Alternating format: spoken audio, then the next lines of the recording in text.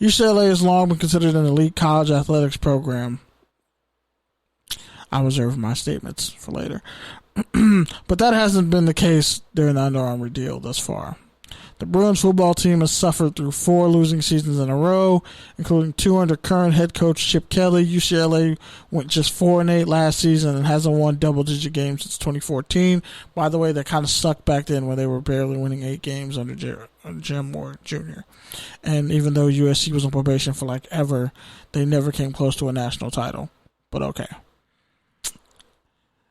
The men's basketball team, which has won an NCAA record 11 national titles, has not won a national championship since 1995. I'm 28. I was 3 in 1995. That should give you some context and clarity. The team lost in the Final Four of the NCAA tournament in 2018 and failed to qualify for the tourney in 2019 with a 17-16 record. Fight on, USC. Under Armour struggling financially and UCLA failing to deliver quality results. The $280 million deal seemingly become expendable for the apparel company. It's kind of what happens. I mean, people trying to get out of deals all the time. But in this particular case, it's not looking too hot for Under Armour. Because not only are they dealing with this, but Cal Athletics, from out of nowhere, like Randy Orton hitting an RKO on your bitch ass, out of nowhere, Cal Athletics has come out with a statement of their own. And they said that Under Armour has no grounds to terminate the UCLA deal. Which is why, here's why it's interesting. For starters, in case some of y'all fell asleep. So, read the story by Tyler Conway, June 28th. And that Under Armour attempting to terminate his contract with UCLA, Cal has launched a preemptive strike saying the company does not have grounds to end their deal. While we understand that we are in challenging times, we have been and remain committed to our partnership with Under Armour, Cal said in a statement. We are confident that we are fulfilling the terms of our agreement and that Under Armour does not have grounds for termination. We know that Under Armour has put years into building its college business, and we have done and will continue to do everything in our power to help them succeed. Just a fun fact, all these contracts, these huge contracts that I just have been mentioning, and how UCLA went, damn near, were like minus $19 million in their deficit. Notice how none of that money went to student athletes, like actually directly to student athletes, like money in their pockets. You can get free gear all day, but I mean, just something to think about. So, story goes on to say Cal Athletics remains steadfast in its commitment to support its student athletes with the apparel and footwear they need to train, compete, and succeed in their choice athletic fields. Under Armour, which has had several recent quarters of disappointing sales and has been hit hard by the COVID-19 pandemic, recently informed UCLA of plans to back out of their $280 million apparel contract. Michael Smith of the Sports Business Journal reported Under Armour is planning to attempt to back out of its deal with Cal as well.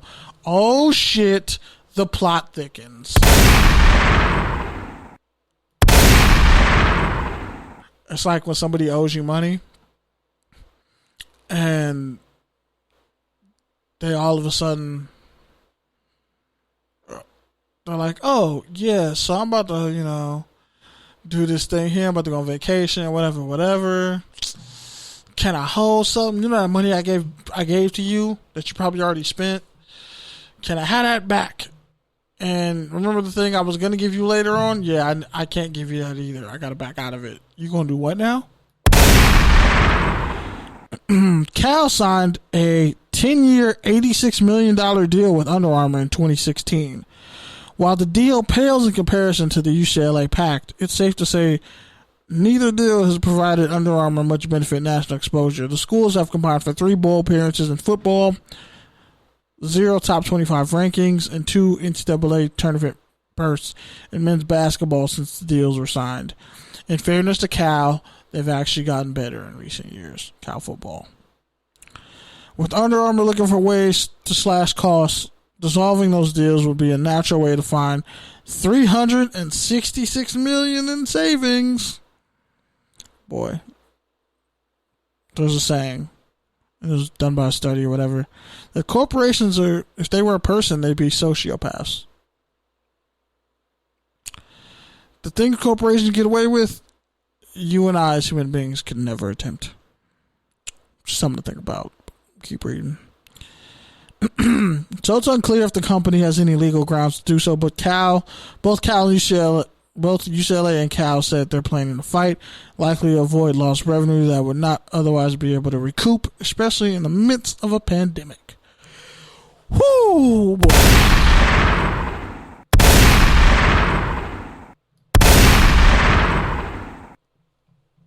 Man. All this money moving, all these deals being made. Meanwhile, I laid down the foundation for you earlier in the show. Look at all these athletes getting sick, testing positive for COVID. Schools losing sponsorship money. Schools canceling online classes. It takes money to be in those classrooms. And if you don't buy the books for classes for online, I mean, why do you need to go buy like a bunch of books for an online class now? Now the teacher has to almost have a lesson plan that's conducive to your online learning, because you won't be in class. You won't see each other. Crazy how times are. Like, it's really crazy times indeed. But on to the next. To wrap up this last part. So, Kansas State football players call for action after a student makes some really heinous and racial comments about George Floyd. Story came out by Adam Wells, June 26th. A group, and it was a pretty big group, of Kansas State football players took a stand in response to a student's offensive tweet about George Floyd.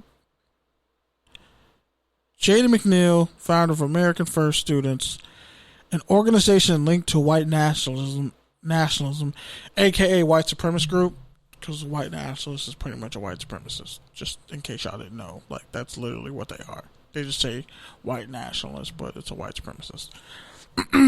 So don't get confused. Like the Proud Boys, all of them, KKK, white nationalists, white supremacists, they're all the same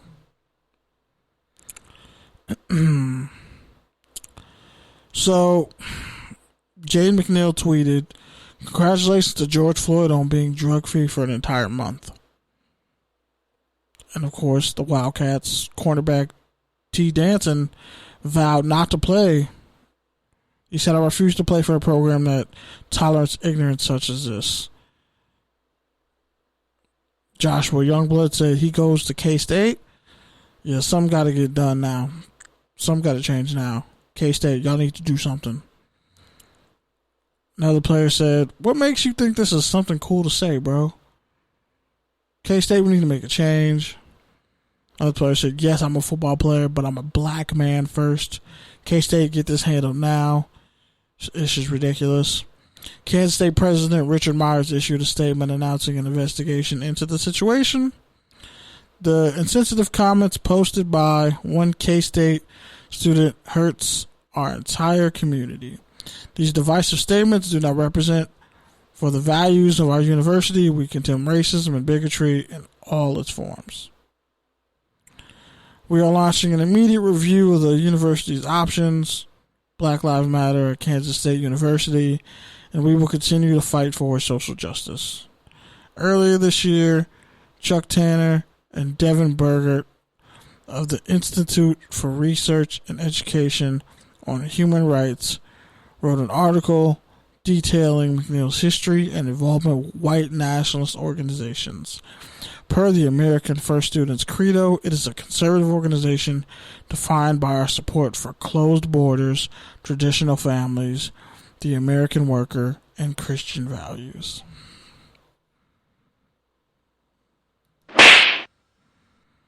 Or in other words, oh man, hey, hey, hey, hey, hey, hey, hey, hey, hey, hey, hey, hey. Closed borders. Okay. Traditional families. What the fuck does that mean? And the American worker and Christian values. Why didn't Christian values go first? If I'm just saying, like, I'm Christian. Usually people tell you faith, family, football, or whatever, God first, family, and then everybody else, you know. Christian values came last in this statement, but that's kind of interesting. But anyway, keep reading. It also vowed to defend America against globalism, affirming the vision laid out by President Trump in his inaugural address. Oh shit, there it is.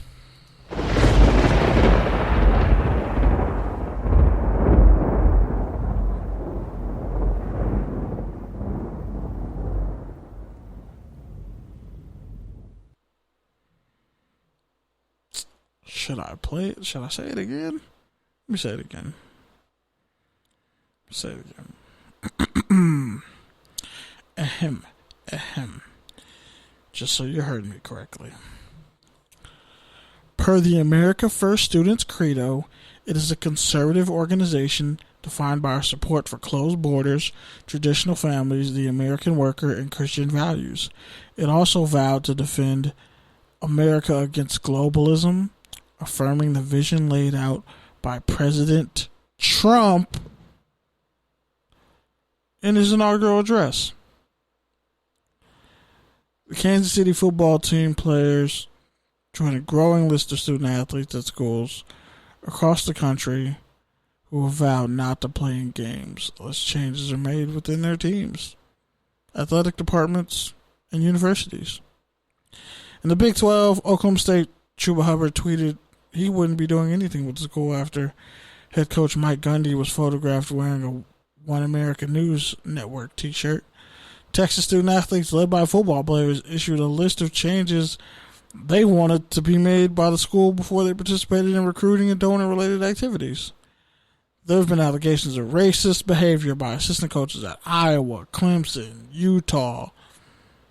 Iowa reached a separation agreement with strength and conditioning head coach Chris Doyle last week amid accusations of racist and disparaging behavior. Notice how everything that I've talked about this show is kind of all tied into itself. Yeah. It's fucked up. It's actually truly fucked up. But hey, what are you going to do? Like, when we really sit here and think about what's going on,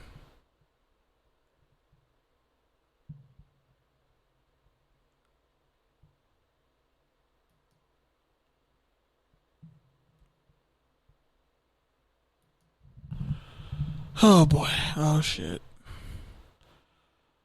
Why is this not?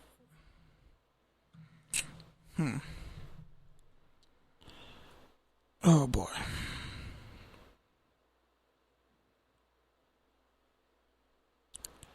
I don't know if like this paused or not. I hope this broadcast didn't freeze, because that would kind of really suck. Like by a lot. But hey, we'll work with it. Whatever happens, happens. But I just want to play something for y'all real quick.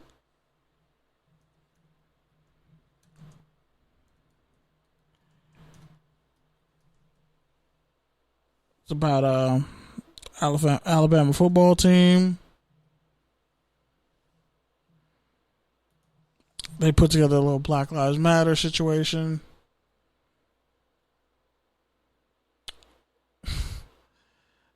Oh my goodness.